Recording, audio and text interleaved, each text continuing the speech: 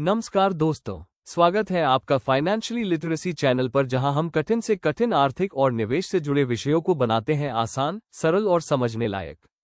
चाहे बात हो शेयर बाजार की चाल की या सरकार और आरबीआई की बड़ी घोषणाओं की, हम आपको देते हैं सटीक और व्यवहारिक जानकारी, जिससे आप अपने पैसों को समझदारी से बढ़ा सकें। और आज का विषय वाकई में बेहद अहम और समय के हिसाब से एकदम कट है।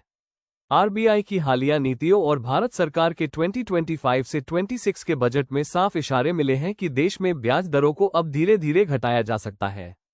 यानी आपकी एमई हो सकती है कम, लोन सस्ते हो सकते हैं और बाजार में पैसे का फ्लो बढ़ सकता है।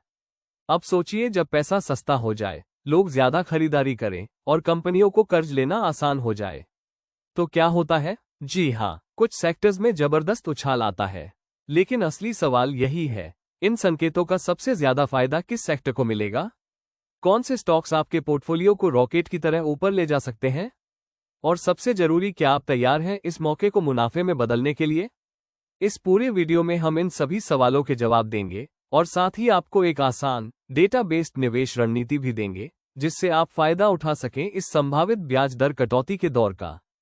तो वीडियो को अंत तक जरूर देखिए। चलिए अब समझते हैं उस आधारभूत प्रणाली को जो देश की पूरी आर्थिक रफ्तार को नियंत्रित करती है, यानी interest rate cycle. Interest rate cycle एक ऐसी प्रक्रिया है जिसके जरिए भारत का केंद्रीय बैंक यानी reserve bank of India RBI समय समय पर ब्याज दरें बढ़ाता या घटाता है। इसका सबसे बड़ा उद्देश्य होता है महंगाई पर काबू पाना और आर्थिक विकास को गति देना। जब आरबीआई ब्याज दरें घटाता है तो इसे एक्सपेंशनरी पॉलिसी कहा जाता है। इसका असर सीधा आपकी जिंदगी पर पड़ता है। सबसे पहले, बैंक लोन सस्ते हो जाते हैं, चाहे होम लोन हो, कार लोन या पर्सनल लोन। एमई कम होने लगती है, जिससे लोगों की जेब में ज्यादा पैसा बचता है। इस बचे हुए पैसे से लोग ज्यादा खरीदारी करते हैं और बाजार में डिमांड बढ़ती है। उद्योगों को सस्ती पूंजी मिलने लगती है, जिससे बिजनेस का विस्तार होता है, नौकरियां बढ़ती हैं और अर्थव्यवस्था एक पॉजिटिव साइकिल में प्रवेश करती है। लेकिन जब महंगाई बेकाबू होने लगती है तो आरबीआई को सख्त कदम उठाने पड़ते हैं, और वो होता है ब्याज दरें बढ़ाना।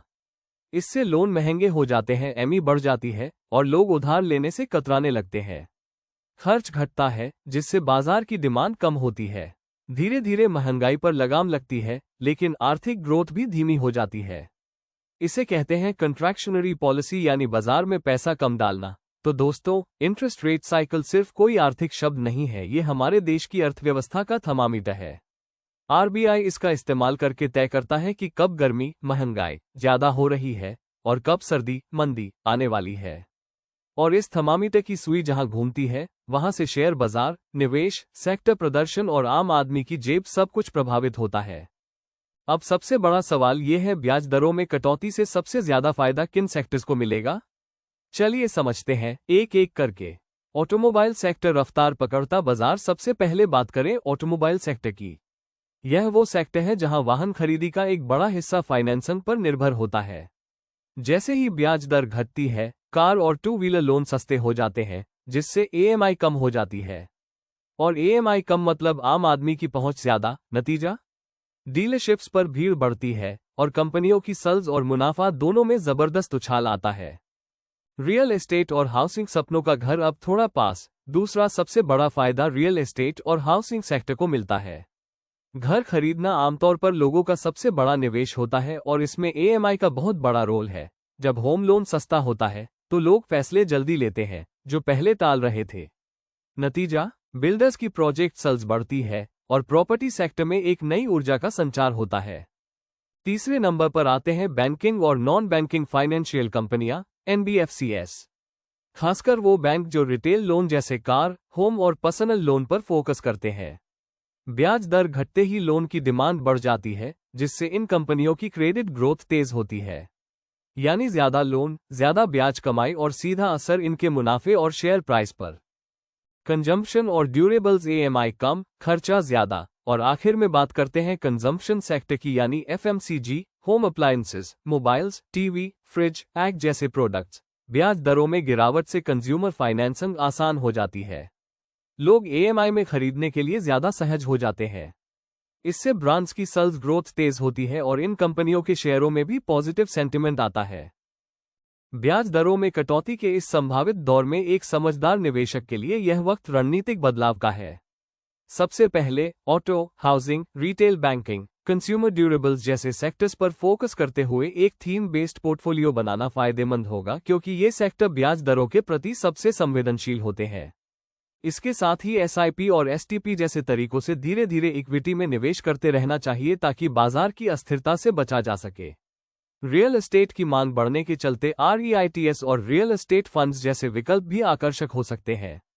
बैंकिंग और एनबीएफसी सेक्टर में लोन डिमांड से आय बढ़ने की संभावना है, इसलिए HDFC bank, ICICI bank, Bajaj finance जैसे स्टॉक्स पर नजर रखें। एएमआई घटने और डिस्पोजेबल इनकम बढ़ने से एफएमसीजी और कंज्यूमर ड्यूरेबल्स जैसे सेक्टरों में भी तेजी देखने को मिल सकती है, जिसमें एचयूएल, टाइटन, वोल्टास जैसे स्टॉक्स प्रमुख हैं। साथ ही ब्याज दरों में गिरावट का फायदा उठाने के लिए लॉन्ग ड्यूरेशन डेट फंड्स में भी आंशिक निवेश करना समझदारी होगी। लेकिन इन सभी रणनीतियों के साथ एक संतुलित डाइवर्सिफिकेशन बनाए रखना जरूरी है। इक्विटी, डेट, गोल्ड और आरईआईटीएस के बीच संतुलन से आपका पोर्टफोलियो न केवल सुरक्षित रहेगा, बल्कि लाभकारी भी सिद्ध हो सकता है। तो दोस्तों, ब्याज दरों में संभावित कटौती न सिर्फ भारतीय अर्थव्यवस्था को रफ्तार दे सकती है, बल्कि कई सेक्टर्स और निवेशकों के लिए एक सुनहरा मौका भी साबित हो सकती है। अगर आप समझदारी से रणनीति बनाएं, सही सेक्टर्स को पहचानें और समय पर निवेश करें तो मुनाफा आपके कदम चूम सकता है। याद रखें, शेयर बाजार सिर्फ तेजी और मंदी का खेल नहीं है, ये जानकारी, धैर्य और सही फैसलों का संगम है। अगर आपको ये वीडियो पसंद आया हो तो लाइक, शेयर और सब्सक्राइब जरूर करें और बेल आइकन दबाना न भूलें ताकि अगली फाइनेंशियल अपडेट आप तक सबसे पहले पहुंचे। यह वीडियो केवल शैक्षणिक और जानकारी देने के उद्देश्य से बनाया गया है। इसमें दी गई कोई भी जानकारी निवेश सलाह नहीं मानी जानी चाहिए। शेयर बाजार में निवेश जोखिम के अधीन होता है। निवेश से पहले अपने फाइनेंशियल एडवाइजर से सलाह अवश्य लें। चैनल या निर्माता किसी भी लाभ या हानि के लिए जिम्मेदार नहीं है।